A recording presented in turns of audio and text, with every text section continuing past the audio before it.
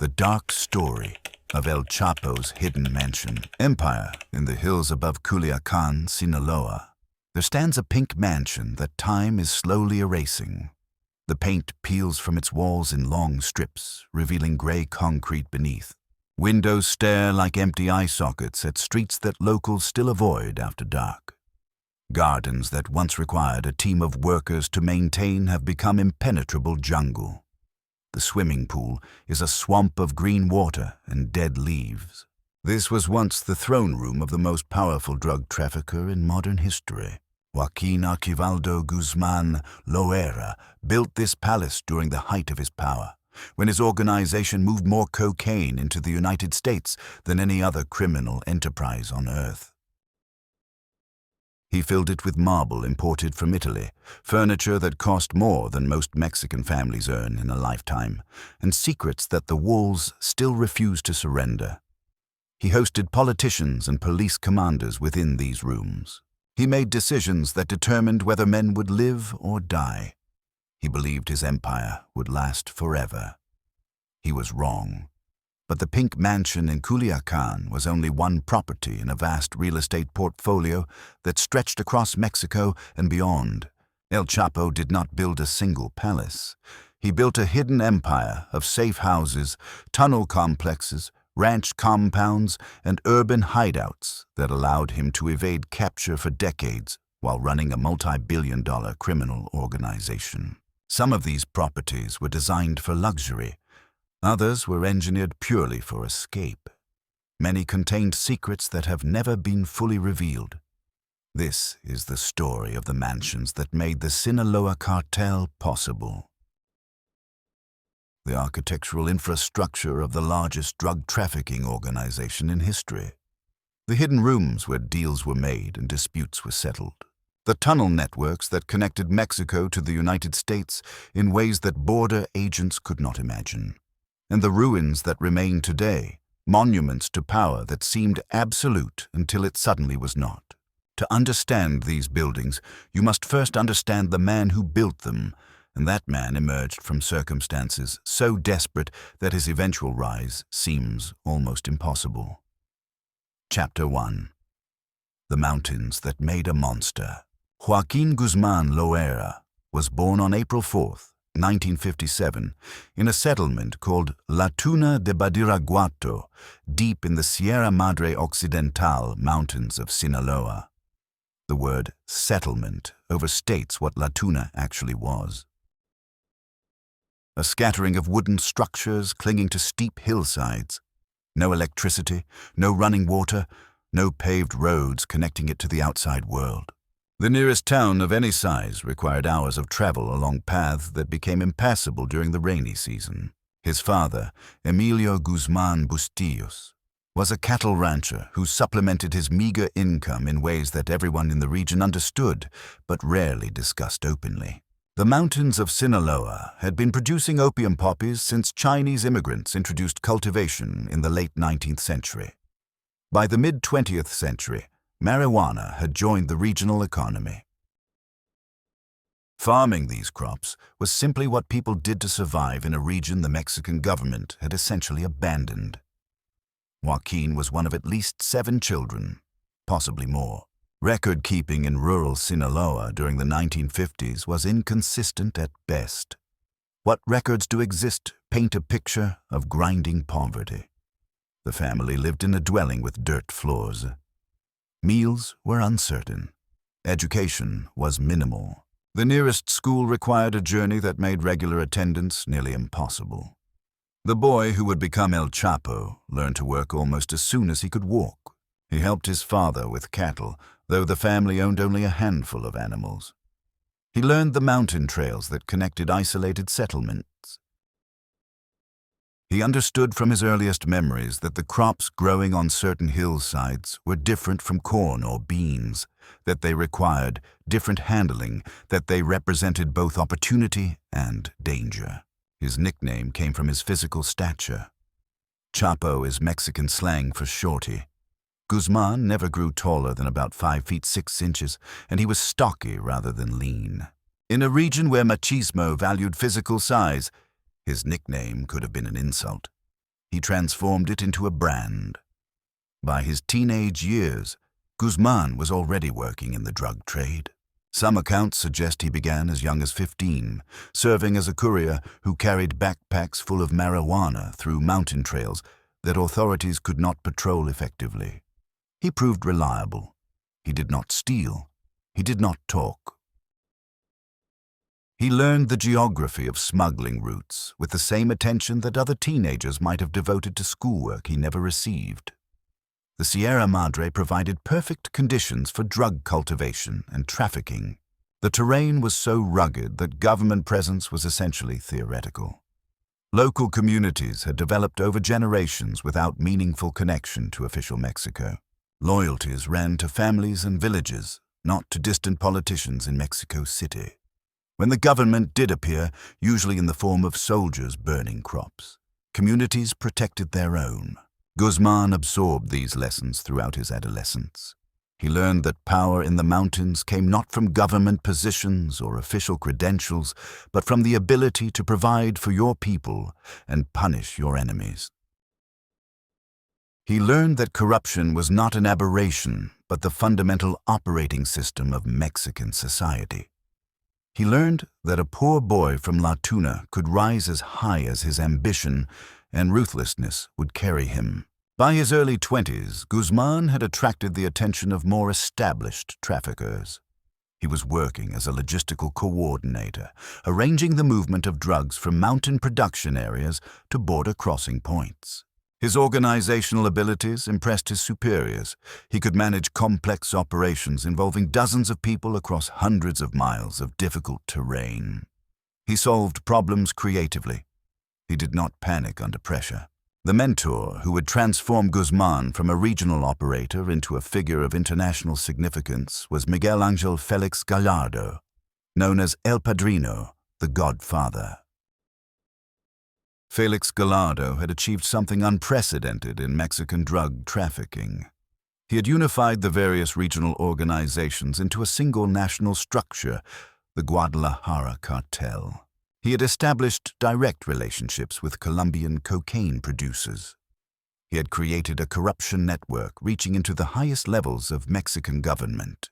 Guzman joined Felix Gallardo's organization in the early 1980s, just as Colombian cocaine was transforming the economics of drug trafficking.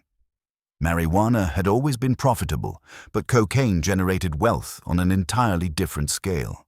The Guadalajara cartel positioned itself as the essential intermediary between Colombian producers and the American market. Mexican traffickers would transport Colombian cocaine across the border in exchange for a percentage of each shipment. Within this expanding empire, Guzman found his specialty. He became the master of logistics, the man who figured out how to move product from point A to point B when conventional methods failed. His signature innovation was the cross-border tunnel. Drug tunnels had existed before Guzman, but he industrialized the concept, building sophisticated passages equipped with lighting, ventilation, and rail systems that could move tons of cocaine beneath the feet of border agents who had no idea what was happening underground. The first major tunnel attributed to Guzman's planning connected a warehouse in Agua Prieta, Sonora, to another warehouse in Douglas, Arizona. The passage stretched over 300 feet, deep enough underground to avoid detection by any technology available in the late 1980s.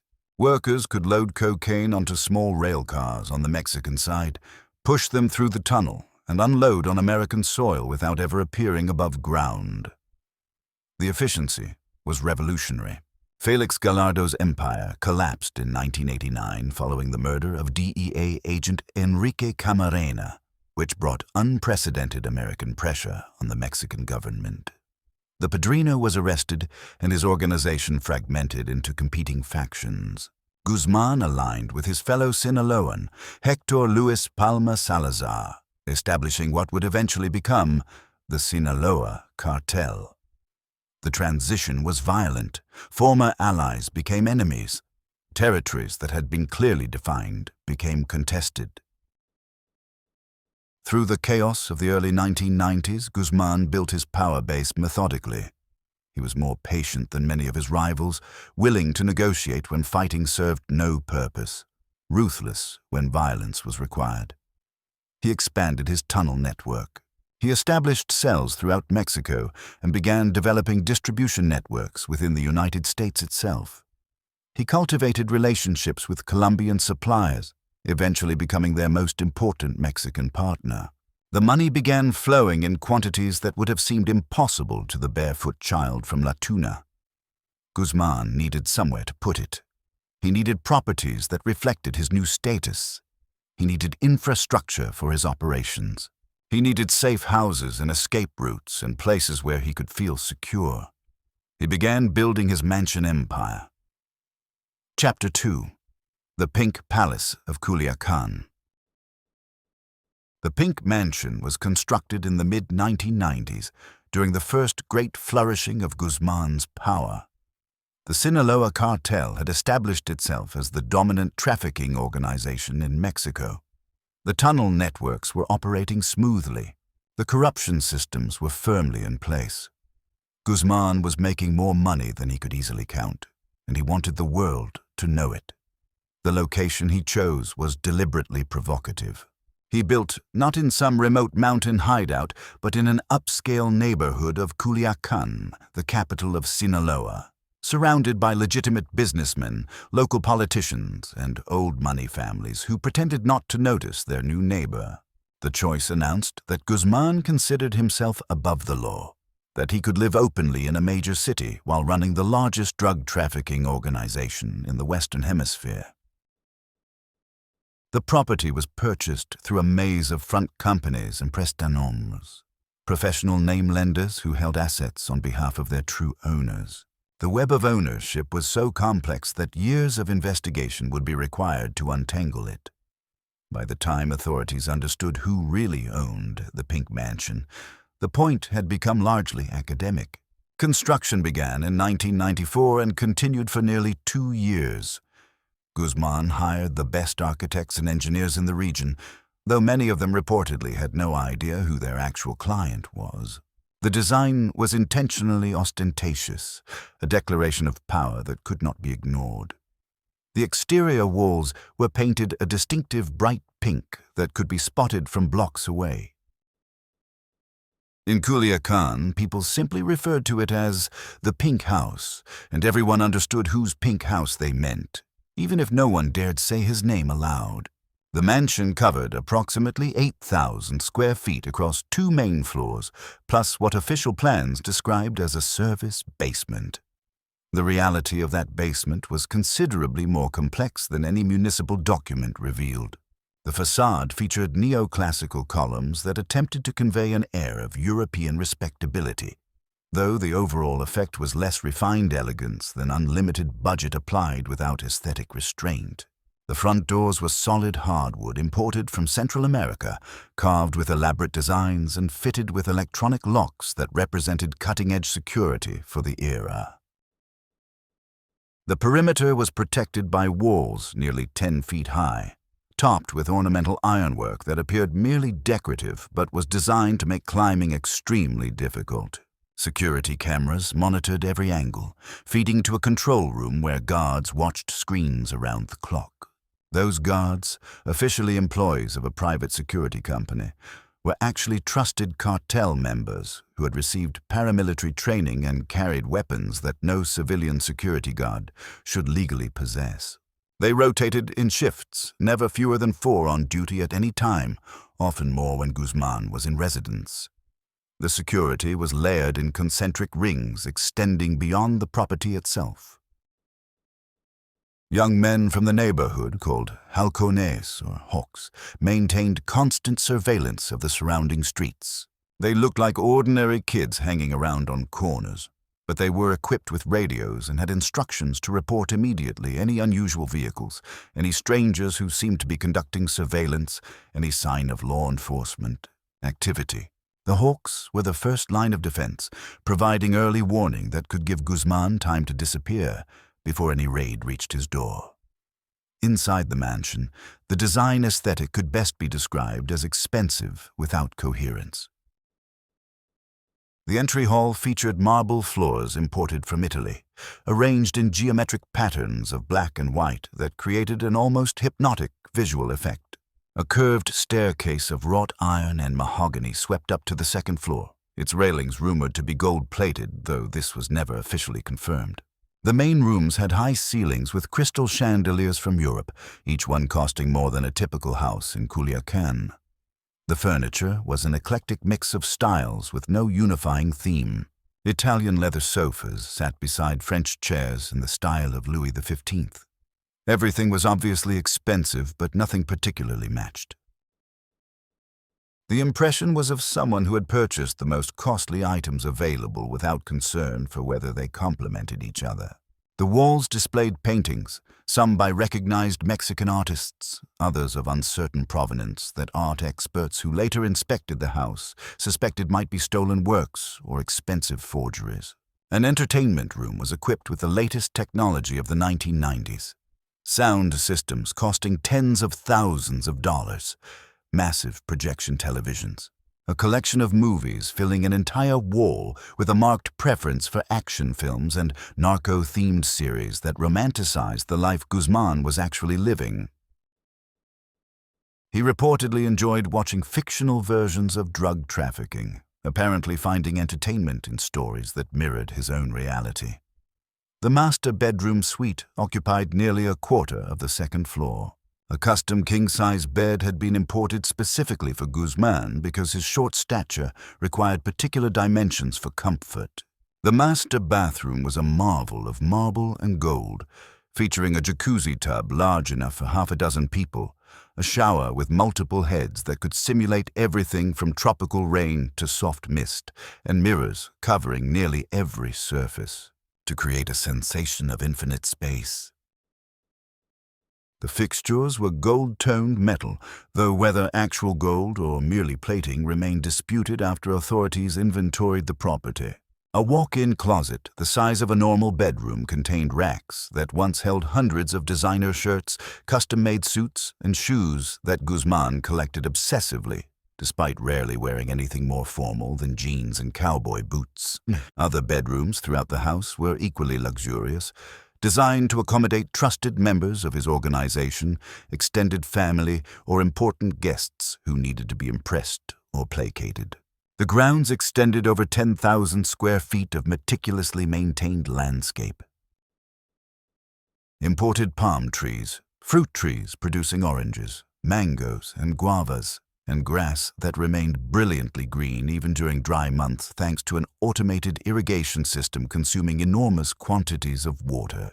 Paved pathways wound through the gardens, passing stone benches strategically positioned for contemplating ornamental fountains that burbled constantly. The swimming pool was an irregular shape with artificial waterfalls, surrounded by luxury loungers and equipped with an outdoor bar where elaborate cocktails could be prepared. The neighbors who lived near the Pink Mansion learned quickly that asking questions about what they observed was an extremely bad idea. Black suburban trucks with tinted windows arrived at all hours, discharging men with the unmistakable bearing of those accustomed to violence. On weekends, there were parties lasting until dawn, with banda music audible for blocks, but nobody called police to complain because everyone knew who lived there and what happened to people who caused problems for Chapo Guzman. Chapter 3. The Hidden Architecture of Power.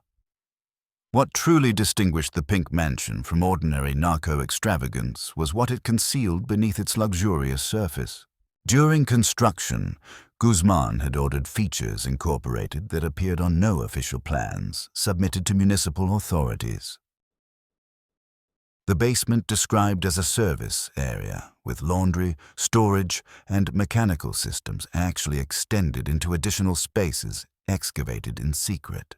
The workers who constructed these hidden areas were reportedly brought from outside Culiacan, and they disappeared once their work was completed.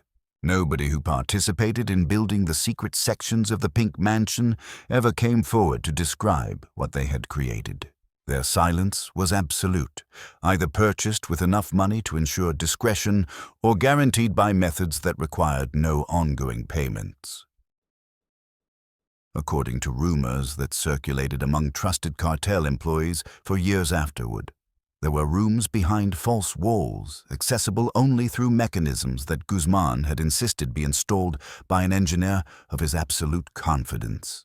The most disturbing of these spaces, according to testimony that emerged years later from anonymous sources claiming to have worked in the mansion, was a completely soundproofed room in the deepest level of the basement. The walls were covered with special acoustic foam panels imported from abroad. The floor was sealed in reinforced concrete. A single solid steel door could only be operated from the outside. Officially, this room never existed in any document, but too many people tell similar versions of its existence for the stories to be entirely fabricated.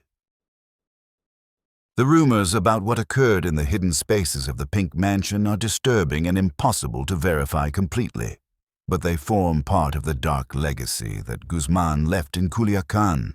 Former employees who spoke years later, always under condition of anonymity. Neighbors who heard strange things during the night. Low-level cartel members who were excluded from certain areas but heard stories. All contribute to a narrative that is fragmentary but consistent in its darkest elements. They say the soundproofed room was where Guzman resolved problems with people who had betrayed him or who knew too much about sensitive operations. They say people entered that room, but that there was no certainty all of them left alive. They say there were nights when trucks entered the closed garage of the mansion in the early morning hours, unloaded something heavy requiring several men to move, and departed hours later heading toward the mountains. The neighbors closest to the Pink Mansion tell stories of nights when they perceived strong chemical odors that made them quickly close their windows. Odors they could not identify, but that caused nausea if inhaled for too long. The persistent accounts suggest that the mansion was the scene of much more than simply living well on drug money, that it was a place where decisions were made that cost lives, where problems were resolved in ways that civilian society prefers not to imagine. But the hidden architecture of the Pink Mansion extended beyond its basement horrors. There were persistent rumors, never officially confirmed, that the property connected to Culiacan's drainage system through a tunnel that would allow Guzman to escape undetected if the house were ever surrounded. Some neighbors described hearing strange excavation sounds at night during the years when the mansion was being built, work that seemed to continue long after construction had officially finished. Maintenance workers who entered the property mentioned seeing doors in the basement that they were forbidden to open, areas marked as dangerous or off-limits without clear explanation. The obsession with tunnels that defined Guzman's cross-border operations apparently extended to his personal residence, creating multiple escape routes he could use if necessary. The Pink Mansion was just the most visible property in an expanding portfolio of real estate that Guzman accumulated throughout the 1990s and early 2000s.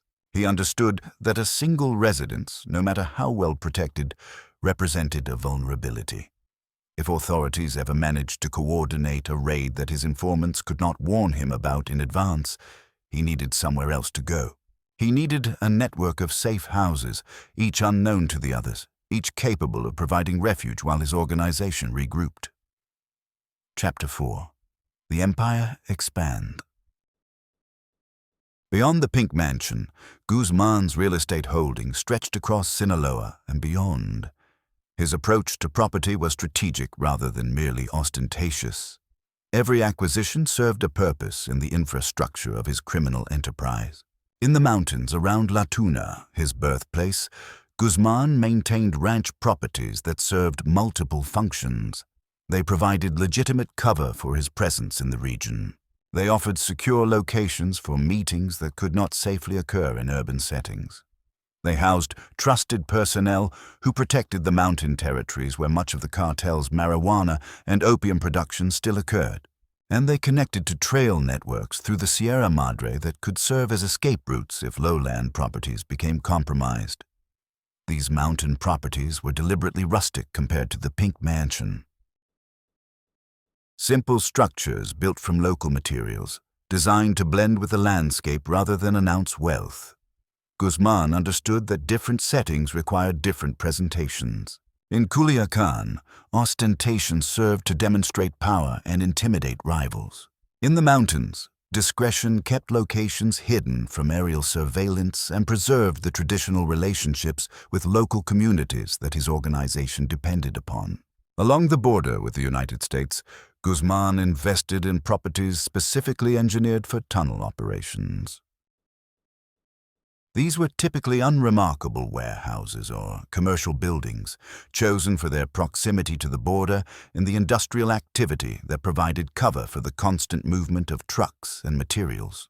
The buildings themselves were almost worthless. The tunnels beneath them represented investments of millions of dollars. The most sophisticated of these cross-border passages were engineering marvels. Some stretched for hundreds of meters, deep enough underground to avoid detection by any technology then available to border authorities. They featured ventilation systems that pumped fresh air through the entire length. Electric lighting eliminated the need for workers to carry flashlights that might fail at critical moments. Rail systems allowed heavy loads to be moved efficiently by small teams. Some tunnels included hydraulic lift systems at the entrances, allowing vehicles to descend smoothly into the underground passage. Others were accessed through elaborate concealment mechanisms, hidden beneath machinery or construction materials that appeared permanent until activated by those who knew the secrets.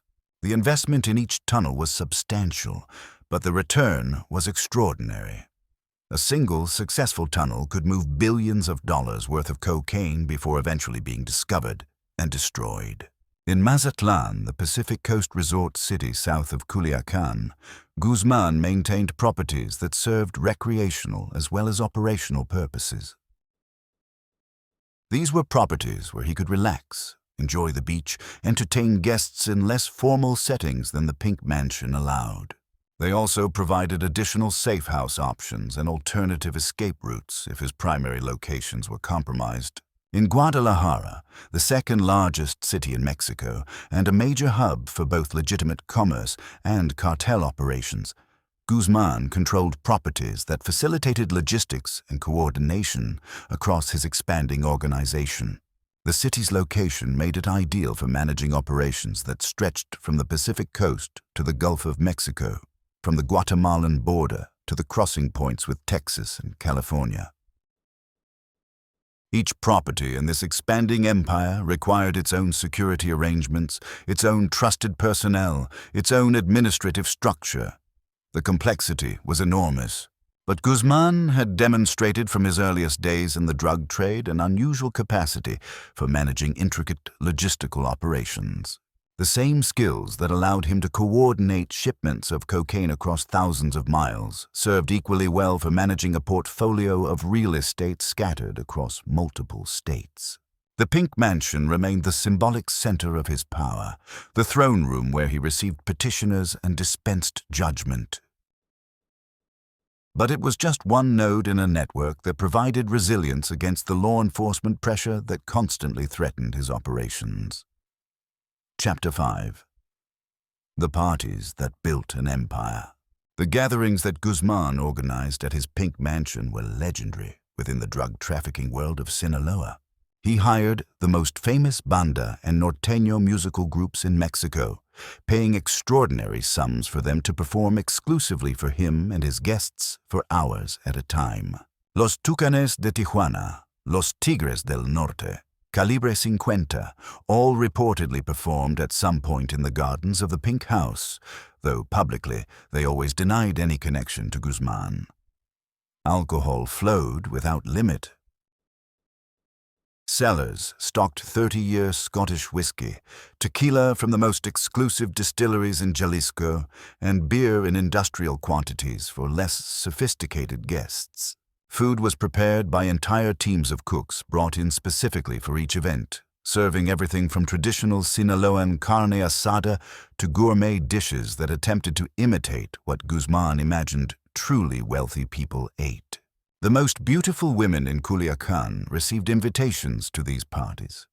Some were aspiring models or actresses who saw an opportunity to make connections. Others were simply young women dazzled by the apparent glamour of the narco world. Many became temporary companions of Guzman or his lieutenants, enjoying luxury and expensive gifts in exchange for their discretion about what they saw and heard in the mansion. But these parties were not merely hedonistic celebrations without purpose. They served crucial strategic functions in Guzman's empire. It was at these apparently casual social events where real business was conducted, where territories were negotiated with other bosses, where temporary alliances with rival groups were established, where the loyalty of police commanders, judges, and local politicians was purchased. Guzman had learned from his mentors that power in Mexico was not maintained solely through violence, but through a complex network of bribes, favors, and mutual commitments that tied people at every level of society to your organization. At the Pink Mansion, a state police commander might find himself drinking tequila alongside a rival capo, both understanding that Guzman controlled the neutral space where they could temporarily coexist. A local politician might receive a thick envelope full of cash while chatting casually about upcoming elections. A legitimate businessman might be introduced to contacts who could help expand his business, though everyone understood that such help would come with expectations of reciprocity in the future. The guest lists at these events read like a directory of power in Sinaloan society. Cartel leaders and their lieutenants mingled with supposedly legitimate figures. Everyone present understood the rules. What happened at the Pink Mansion stayed at the Pink Mansion. Those who talked faced consequences that required no explicit articulation. Guzman used these gatherings to maintain the relationships that made his impunity possible. The corruption network protecting him was not simply a matter of paying off individual officers or officials. It was an entire system of mutual complicity, where everyone who accepted his money or attended his parties became invested in his continued freedom. If Guzman fell, their secrets might emerge too. Estimates suggest he spent millions of dollars monthly just on bribes to municipal, state, and federal police, to military commanders, to prosecutors and judges, even to high-level politicians who needed his contributions for electoral campaigns.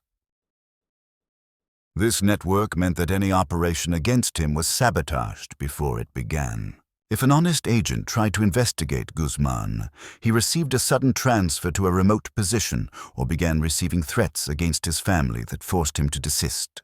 If a prosecutor prepared a case, evidence mysteriously disappeared from files or witnesses changed their testimony. The Pink Mansion was where much of this system was maintained and renewed. A dinner invitation was both an honor and a test. Those who refused might find their careers suddenly obstructed or their safety uncertain. Those who attended became part of the web. Chapter 6. The daily routine of a drug lord. The daily life of Guzman at the Pink Mansion was a strange mixture of apparently normal domesticity and the management of a multi-billion-dollar criminal empire. He rose early, usually around 6 in the morning, and began his day by reviewing reports from his lieutenants about product movements, route problems, and situations requiring his personal attention. He maintained an office on the second floor of the mansion, equipped with encrypted communication systems that allowed him to speak with partners in Colombia, contacts in the United States, and cells of his organization distributed throughout Mexico. He spent hours each day managing what was essentially a multinational corporation, making decisions about logistics, finances, human resources, and conflict resolution, though the methods for resolving the latter were significantly more violent than at any legitimate company. Despite his lack of formal education, Guzman had a natural talent for business and an extraordinary memory for details. He could remember names, quantities, dates, and commitments without needing to write anything down, a crucial skill in a business where maintaining written records could become incriminating evidence. He delegated operational details to trusted subordinates, but retained personal control over strategic decisions and the resolution of serious disputes. In the afternoons, he often received visitors at the mansion. Meetings that from outside appeared to be casual social gatherings were actually disguised business sessions where decisions were made, affecting the flow of tons of cocaine and millions of dollars. The relaxed atmosphere allowed conversations that would have been impossible in more formal settings. A visiting trafficker might negotiate terms while lounging by the pool. A corrupt official might receive instructions while enjoying an elaborate meal. The security system surrounding these activities was sophisticated for its era, designed in multiple layers that made any undetected approach nearly impossible. But the most important element of security was not technological, but human. Guzman had cultivated a network of informants within the government's own security forces who alerted him in advance if any operation against him was being planned, giving him sufficient time to disappear before authorities arrived. This intelligence network was his greatest protection. Raids on the Pink Mansion occurred repeatedly over the years, but they always arrived too late because Guzman received warning with enough advance notice to vanish. He would simply be absent when the military or federal police finally entered, having departed through one of the escape routes that his paranoid planning had established. His multiple marriages and relationships complicated the domestic side of his existence. Guzman had at least 4 known wives or long-term partners over the course of his criminal career, and fathered numerous children with various women. Different family members occupied the Pink Mansion at different times. The house was designed to accommodate extended family as well as trusted organizational members, creating a household that blended personal and professional life in ways that normal families would find unimaginable. Chapter 7. The First Fall. Guzman's sense of invulnerability received its first serious challenge in 1993. On June 24th of that year, a shooting erupted at the Guadalajara International Airport. When the gunfire ended, Cardinal Juan Jesus Posadas Ocampo lay dead along with his driver. The Catholic Church demanded answers. The international outcry was deafening. Authorities claimed the Cardinal had been caught in crossfire during a shootout between rival drug traffickers. The official story held that gunmen working for the Arellano Felix brothers, rivals of Guzman, had attacked what they believed was Guzman's vehicle. The Cardinal, traveling in a similar white Grand Marquis, was killed by mistake. The controversy over this explanation has never fully subsided. Some investigators believed Guzman had been the actual target and escaped by pure luck or by reaching the airport ahead of the attackers. Others suggested more sinister possibilities, that the Cardinal himself was targeted for reasons that have never been fully explained, perhaps because of what he knew about connections between the drug trade and political power. Whatever the truth, the airport shooting made Guzman's continued freedom politically impossible. The pressure was too intense. The Mexican government needed to demonstrate action. On June 9, 1993, Guzman was arrested in Guatemala, near the border with Mexico. He was transferred to Mexican custody and imprisoned at the maximum security penitentiary of Almoloya de Juarez, later known as La Palma. The Pink Mansion and other properties sat empty while their owner languished behind bars. But prison, for someone of Guzman's resources and connections, was not the same experience as for ordinary criminals. Reports from his incarceration describe a life of remarkable privilege. He allegedly had access to cell phones and could continue directing his organization's operations from behind bars. Guards were reportedly paid to provide whatever services he required. Visitors came and went with unusual freedom. His prison cell was reportedly furnished with better amenities than many Mexicans enjoyed in their homes. He had a refrigerator, a television, access to quality food prepared according to his preferences. The prison held his body but could not contain his power. The Sinaloa cartel continued operating effectively throughout his incarceration, and Guzman continued making the major decisions that shaped its direction. For 8 years, this arrangement persisted. Guzman ran his empire from a cell while the government pretended that justice had been served. His properties were officially under investigation but never actually seized. The pink mansion remained available, waiting for its owner's return. That return came on January 19, 2001, in one of the most spectacular prison escapes in Mexican history. The official story claimed Guzman was smuggled out of Puente Grande prison, hidden in a laundry cart. The reality almost certainly involved massive bribes to guards and prison officials who looked the other way, while their most valuable prisoner simply walked out. The escape humiliated the Mexican government and instantly restored Guzman to his position atop the drug trafficking world.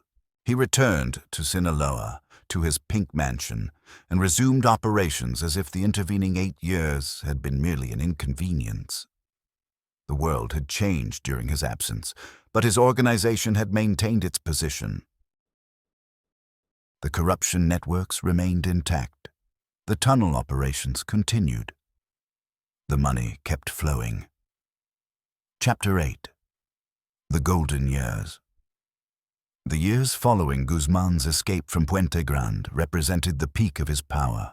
Between 2001 and 2014, the Sinaloa cartel expanded dramatically, extending its reach throughout Mexico and establishing distribution networks that penetrated deep into the United States.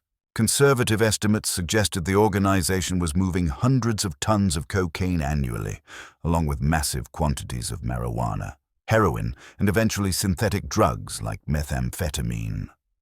The profits were staggering. Forbes magazine controversially included Guzman on its list of billionaires, estimating his net worth at approximately $1 billion. The actual figure was probably higher, but impossible to calculate accurately given the nature of his business.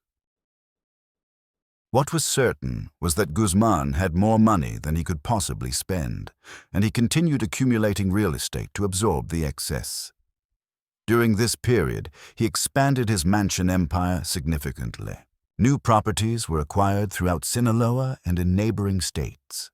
Safe houses multiplied, providing the redundancy that his security philosophy demanded. Each property was known only to a limited circle of trusted individuals, reducing the risk that the compromise of one location would expose the entire network.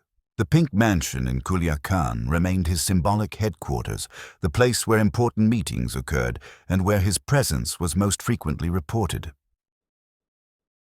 But he spent increasing amounts of time at other properties, rotating constantly among different locations, never staying anywhere long enough to establish predictable patterns that enemies or authorities might exploit. His security measures intensified. The hawk networks expanded. Counter-surveillance technology was upgraded. Escape routes were rehearsed and refined. The tunnel systems grew more sophisticated, incorporating features that made them harder to detect and easier to use under pressure. Yet for all this caution, Guzman also displayed remarkable audacity. He attended parties and social events in Culiacan as if he were any other wealthy businessman rather than the most wanted fugitive in the Western Hemisphere. He maintained relationships with women openly, apparently unconcerned that these connections might be exploited by investigators. He trusted his corruption networks to provide adequate warning of any threat. The Mexican government, under pressure from the United States, periodically announced operations targeting Guzman. Military deployments to Sinaloa made headlines. Task forces were formed and reformed, but the results were consistently disappointing. Raids arrived after their targets had departed. Intelligence was compromised before it could be acted upon. The system that protected Guzman remained essentially intact. This impunity shaped his approach to his properties. Rather than concealing his ownership, he allowed it to become known within the community.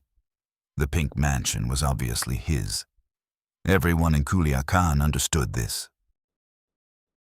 The openness was itself a form of power projection, demonstrating that he feared nothing from authorities who supposedly sought his capture. The parties continued. The music played, the politicians and police commanders attended, the corruption payments flowed, the cocaine moved, and Guzman sat in his pink palace, presiding over an empire that seemed designed to last forever. Chapter 9. The Architecture of Escape. What distinguished Guzman's properties from those of other wealthy Mexicans was the obsessive attention to escape routes. Every residence he occupied was designed with flight in mind. The lessons of his 1993 capture, when he was caught in Guatemala while apparently trying to flee Mexico, had been thoroughly absorbed. He would never again be trapped without options. The tunnel beneath the Pink Mansion, whether real or rumored, was just one example of this philosophy. His border properties featured some of the most sophisticated tunnel systems ever discovered by authorities. But the engineering went beyond simple passages underground. Safe houses were connected by networks that allowed rapid movement between locations. Properties in Culiacan were positioned to provide multiple exit routes from the city. Mountain ranches connected to trail systems that could carry a fleeing fugitive deep into terrain where pursuit was practically impossible. At one property in the Culiacan neighborhood of Colonia Libertad, authorities would eventually discover a sophisticated tunnel system hidden beneath an ordinary-looking house. The entrance was concealed beneath a bathtub that could be lifted hydraulically, revealing a passage that led to the city's drainage system.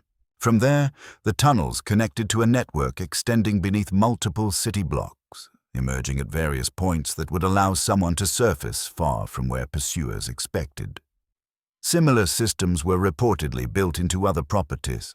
The engineering required was substantial, involving excavation, reinforcement, ventilation, and concealment. But the investment was justified by the alternative. Capture meant either death or life imprisonment in an American maximum security facility from which no escape was possible. The security arrangements at each property were designed to buy time for escape rather than to resist attack indefinitely.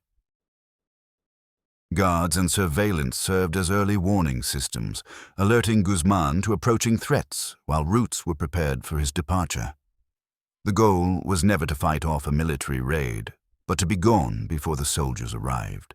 This philosophy was tested repeatedly during the years of his freedom. Military operations approached properties where Guzman had been staying, only to find them empty. Sometimes the margin was narrow. On at least one occasion, soldiers reportedly entered a house where food was still warm on the table, the occupant having fled moments before their arrival. The tunnel escape that would eventually become most famous occurred not at the Pink Mansion, but at a property in Almoloya de Juarez in 2015, during Guzman's second prison stint. A tunnel more than a mile long, equipped with a motorcycle on rails, connected the prison to a construction site outside the facility. Guzman descended through a hole in his cell shower floor and simply rode to freedom, emerging in a building that his organization had constructed specifically for this purpose. The escape demonstrated the extraordinary resources available to Guzman's organization and the thoroughness of their planning. The tunnel had taken over a year to construct, requiring the removal of tons of earth, the installation of ventilation and lighting systems, and the corruption of prison officials who apparently noticed nothing unusual about the massive excavation. Occurring beneath their facility, similar preparation went into his residential properties. Each was evaluated for escape potential before acquisition. Modifications were made to enhance their defensive utility. The real estate portfolio was not just a collection of houses, but an integrated escape infrastructure that provided resilience against the most determined pursuit. Chapter 10. The net tightens. The fall of Guzman's reign at the Pink Mansion came eventually in the mid-2000s, when the Mexican government under President Felipe Calderón began taking the war against drug trafficking with a seriousness it had not shown before. Calderón made the drug war the central axis of his administration, deploying the Mexican military against the cartels in a strategy that would unleash unprecedented violence, but would also begin dismantling the protection networks that had made bosses like Guzman invincible. Military operations in Sinaloa intensified with surprise checkpoints, nighttime raids, and constant pressure that made it increasingly difficult for Guzman to operate openly from his Pink Mansion. His informants within the government began to be discovered and arrested, reducing his capacity to anticipate operations against him. The raids on the Pink Mansion became more frequent, though initially they always arrived too late because Guzman received warning with sufficient advance notice to disappear. During this period, the mansion began to serve less as a permanent residence and more as one of many properties that Guzman rotated constantly, never staying anywhere for too long, always one step ahead of the authorities pursuing him. The Pink Palace that had symbolized his absolute power became just another node in a network of safe houses, no more special than a dozen other locations. The pressure intensified further as the United States government increased its involvement in the pursuit. American intelligence agencies provided Mexican forces with information and technology that began eroding the advantages Guzman had long enjoyed. Communication intercepts became more effective. Surveillance capabilities improved. The corrupt officials who had protected him came under scrutiny that made their continued cooperation risky. By 2014, Guzman was living a fugitive existence that bore little resemblance to the golden years when he had hosted parties and received petitioners at the Pink Mansion. He moved constantly between safe houses, rarely staying anywhere more than a few days. His security measures became more elaborate, even as his options narrowed. The capture finally came in February 2014, when a joint operation by Mexican Marines and American agents located Guzman at a residential complex in Mazatlan. He was arrested after 13 years as a fugitive, the world's most wanted drug trafficker finally in custody. The property where he was captured was not the Pink Mansion, but a more modest safe house, part of the rotating network that had kept him free for so long. Immediately after his capture, authorities began tracing and seizing all properties associated with him. The Pink Mansion was among the first on their list.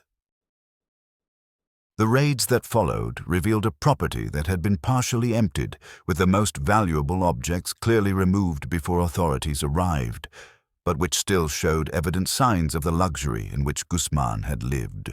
Investigators documented every room, every architectural detail, searching for evidence that could be used in the trial that would eventually result in Guzman being sentenced to life imprisonment in the United States. But some investigators who participated in those raids commented unofficially that there were aspects of the property that did not match the official plans, spaces that appeared to be sealed or hidden, areas where the internal measurements did not match the external dimensions of the building. Chapter 11. The Empire in Ruins. After Guzman's capture, the Pink Mansion entered a legal limbo that would last for years. It was officially seized by the Mexican government as part of the forfeiture of illicit assets. But the legal process was so complex, involving multiple frontmen, shell companies, and disputes over legitimate ownership, that it would take years to untangle everything. Meanwhile, the mansion was left abandoned without maintenance or effective surveillance, slowly deteriorating under the weight of time and the elements. The first to enter were local looters who broke windows and forced doors to take anything of value that remained. Furniture that had not been removed previously, appliances, bathroom fixtures, lamps, everything was stolen and sold in the black markets of Culiacan. The garden that had been so meticulously maintained quickly became wild jungle, with weeds growing out of control, the pool filling with green stagnant water, the fountains becoming mosquito breeding grounds. The pink walls that had been the distinctive feature of the property began to peel, revealing the gray concrete beneath, as if the house itself were slowly losing its identity. The years that followed saw the mansion become a sort of unofficial, morbid tourist attraction. Young people from Culiacan and curious tourists began sneaking onto the property to take photographs, documenting the decay on social media with hashtags mixing fascination and condemnation. Some came seeking connection with the mythology of El Chapo that corridos and television series had popularized, wanting to stand in the same places where the world's most famous drug lord had lived and operated.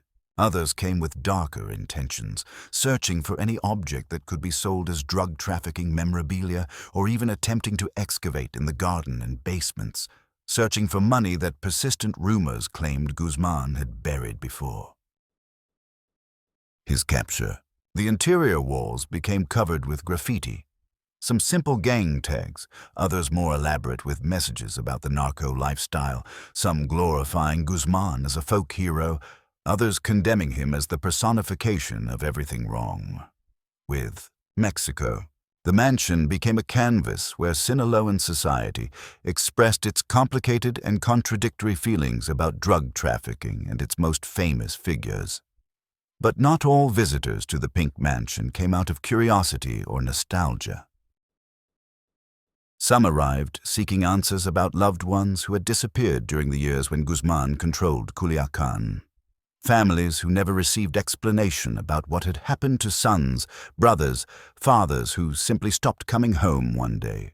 Persistent rumors held that in the mansion's basements, in those hidden spaces that officially did not exist, there might be buried bodies or evidence of what really happened to some of the disappeared persons.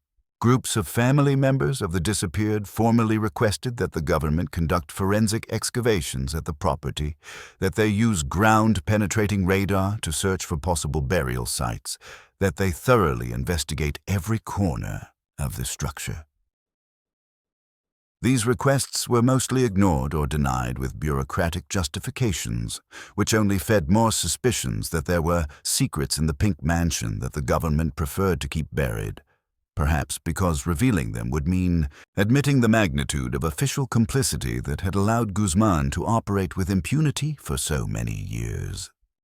Chapter 12. Testimony from the Shadows. The former employees of the mansion who eventually spoke, always under anonymity and always years after Guzman was captured, painted a complex portrait of life inside those pink walls. Cooks who prepared elaborate meals but were forbidden from entering certain areas of the house.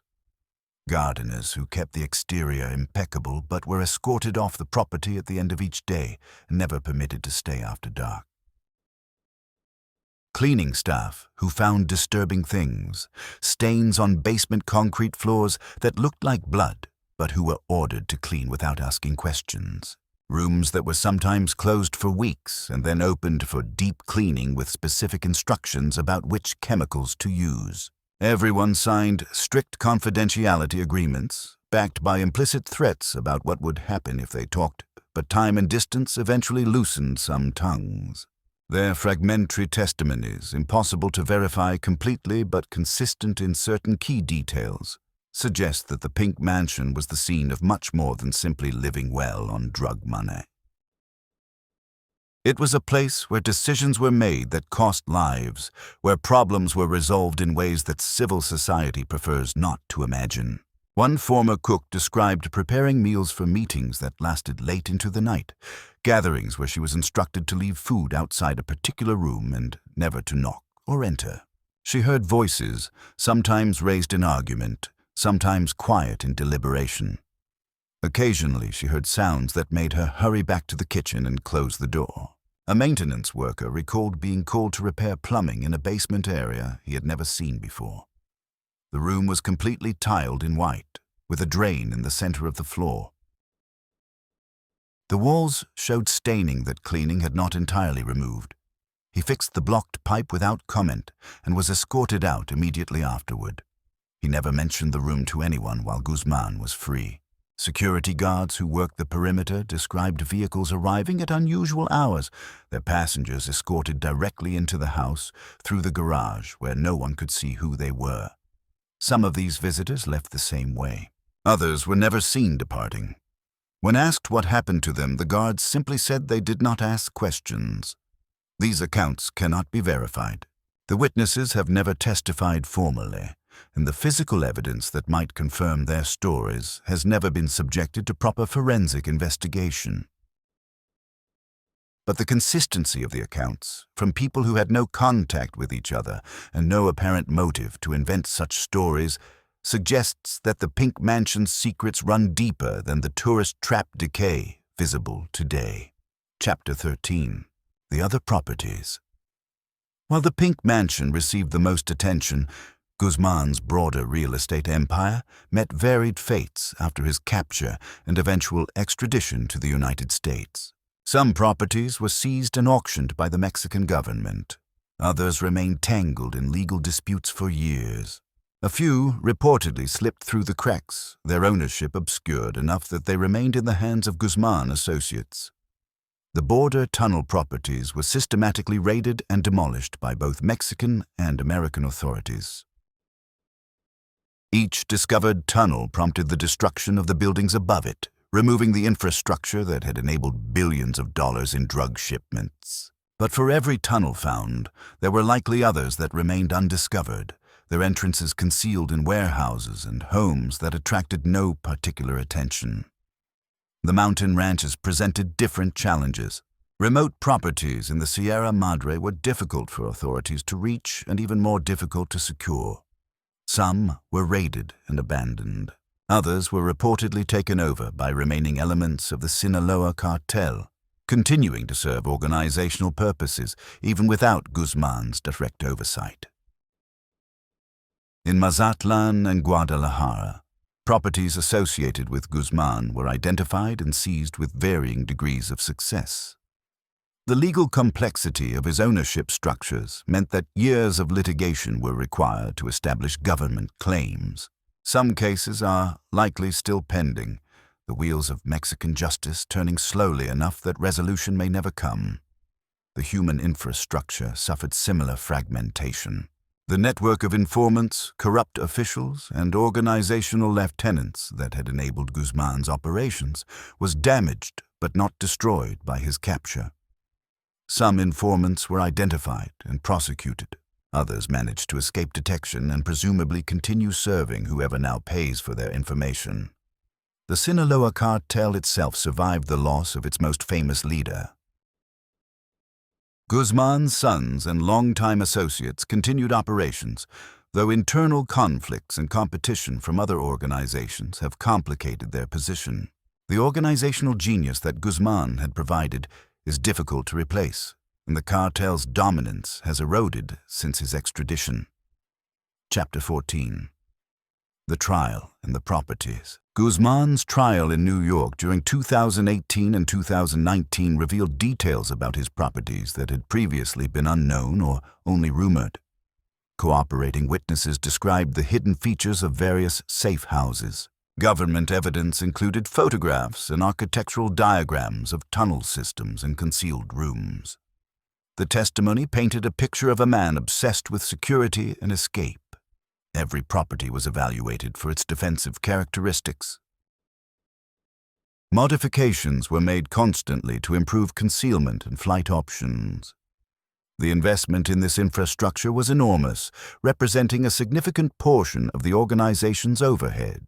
Witnesses described the process of acquiring properties, the elaborate precautions taken to obscure ownership, the measures employed to prevent employees from understanding the full picture of what they were involved in. Contractors who built hidden rooms were paid handsomely and warned explicitly about the consequences of discussing their work. Some of these contractors, the witnesses suggested, had later disappeared. The government presented evidence about corruption payments made to officials at every level, from local police to federal ministers.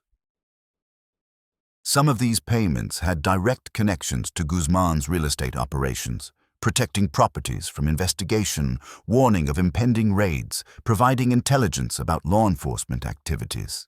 The jury heard about the Pink Mansion specifically, though it was just one of numerous properties mentioned during weeks of testimony. The picture that emerged was of a comprehensive real estate strategy designed to support and protect a massive criminal enterprise.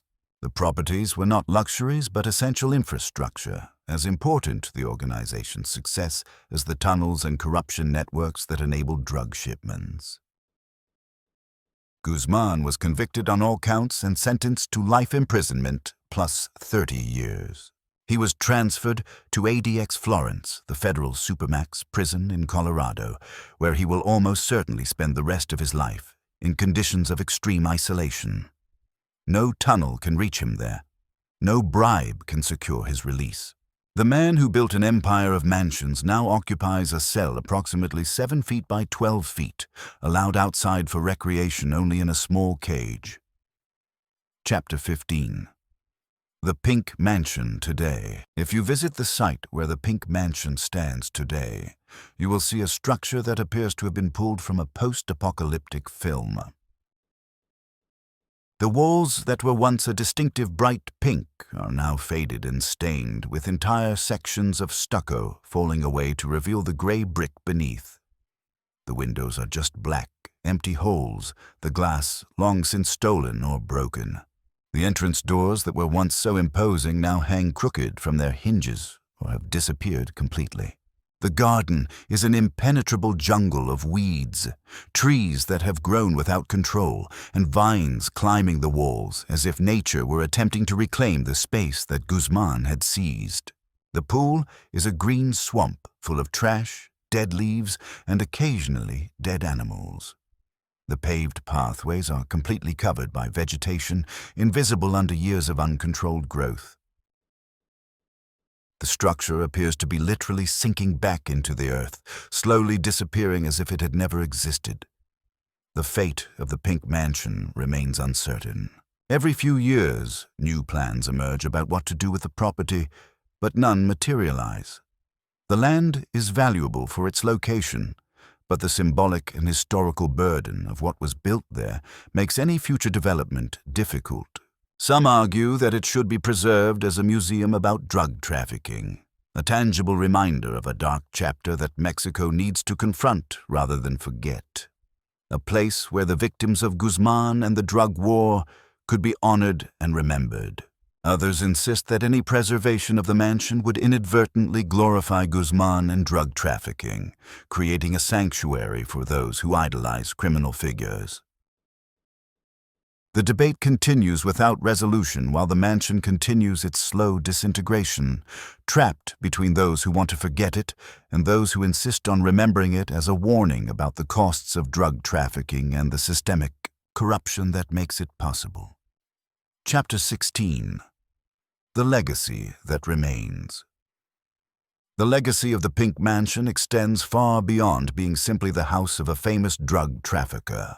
It represents a specific moment in the evolution of Mexican drug trafficking, when bosses felt powerful enough to live openly in ostentatious mansions in the heart of major cities, protected by corruption networks so vast that they openly defied the state. It represents the systemic complicity that made it possible for men like Guzman to operate with impunity for years. The network of corrupt officials, bought police, bribed politicians who preferred to look the other way while receiving their monthly payments. It represents the forgotten victims of drug trafficking. Not only the addicts who consumed the drugs that Guzman transported, but the people who were eliminated by his organization, whose bodies were never found, whose families never received answers. The walls of the Pink Mansion, if they could speak, would tell stories of decisions that cost thousands of lives, of meetings where murders were planned, of moments where the destiny of entire communities was decided casually between glasses of expensive whiskey. The Pink Mansion also represents the morbid fascination that Mexican society has with drug trafficking and its figures. Guzman has become an almost mythological figure, his story told in corridos, television series, movies, and documentaries that sometimes portray him almost as a Robin Hood anti-hero who defied the corrupt government. This romanticization of the narco is deeply problematic because it erases the real victims of the violence he generated, converts suffering into entertainment, and normalizes corruption and illegality as acceptable paths to power and wealth. The ruined Pink Mansion should be a reminder that all that power was temporary, that Guzman's empire eventually collapsed, and he ended up in an American maximum security prison where he will spend the rest of his life. But instead, it has become a sort of unofficial sanctuary where some come to pay homage to a man who caused incalculable harm to Mexico. The current state of ruin of the mansion is also symbolically powerful. A physical manifestation of the temporary nature of power built on crime and violence. The obscene luxury that Guzman enjoyed has become rubble and graffiti. His empire of terror has been reduced to whispered stories. His name is now synonymous with both power and inevitable fall. The psychologists and sociologists who have studied the drug trafficking phenomenon in Mexico point out that places like the Pink Mansion have a particular symbolic power because they make tangible what generally remains hidden. Drug trafficking operates in shadows, in secret transactions and violence that is hidden from public view. But a bright pink mansion in an exclusive zone of Culiacan was impossible to ignore. It was a physical declaration of power that openly defied social norms, that clearly said Guzman and his organization were above the laws that governed ordinary citizens. Chapter 17. The Properties That Remain. Beyond the Pink Mansion, the fate of Guzman's broader real estate empire remains partially obscured. The Mexican government has seized and auctioned some properties, the proceeds theoretically directed to programs for crime victims or drug treatment. But the complexity of ownership structures means that significant assets may never be recovered. In the Sierra Madre, ranch properties that once served as Guzman's mountain retreats have reverted to the communities surrounding them or remain in the hands of cartel associates. These remote locations are difficult for authorities to monitor and essentially impossible to control permanently. Life continues in the mountains much as it did before Guzman's rise, with drug cultivation remaining the primary economic activity for many families. The border properties presented clearer cases. Tunnels, once discovered, were destroyed along with the buildings concealing them.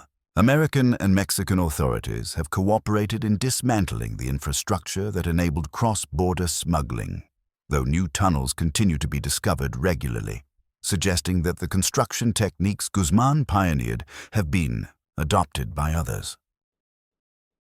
Urban properties in Culiacan, Mazatlan, Guadalajara, and other cities have mostly been identified and seized. Some have been demolished. Others sit in legal limbo, deteriorating like the Pink Mansion, while courts process claims and counterclaims. A few have been repurposed for government use, though the political sensitivity of occupying a former narco property limits the options. The human network that managed these properties has largely dispersed. Some managers and caretakers have been prosecuted. Others have simply moved on to new employment, their skills in property management apparently transferable to legitimate contexts. A few, presumably, continue serving whatever remains of the Sinaloa cartel's real estate operations. What is certain is that the era of brazen mansion construction by drug lords has passed, at least temporarily. The pressure that brought down Guzman has made his successors more cautious about ostentatious displays of wealth. The Pink Mansions of tomorrow, if they exist, will be better hidden. Chapter 18. The Lessons Unlearned. The story of Guzman's mansion empire teaches something fundamental about the nature of power built on crime and violence. No matter how impressive it seems, no matter how permanent it appears at its moment of glory, it eventually collapses under its own weight. Guzman built an empire that seemed invincible, an organization so sophisticated that it rivaled multinational corporations in efficiency. But at the moment he was finally captured and extradited, everything began to crumble. His mansion, which was supposed to be his monument to success, his physical proof that he had reached the peak of power, became his memorial. A reminder of how temporary all earthly wealth and power are, especially when built on foundations of blood and corruption.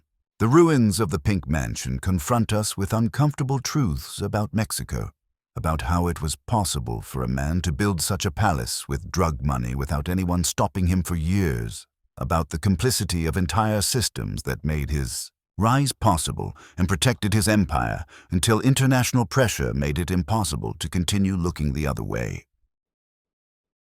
The hidden legacy of the Pink Mansion is not only in its secret basements or in the whispered stories about what occurred between its pink walls. It is in the lessons that Mexico refuses to learn completely about the costs of drug trafficking, about the systemic corruption that feeds it, about the violence it generates and that eventually consumes everything around it. It is in the victims who are never officially counted, the families who never received answers, the communities that were torn apart by a drug war that continues decades after Guzman built his pink palace. It is in the disturbing question of how many other mansions exist now. How many other bosses live in luxury while perpetuating the cycle of violence and corruption?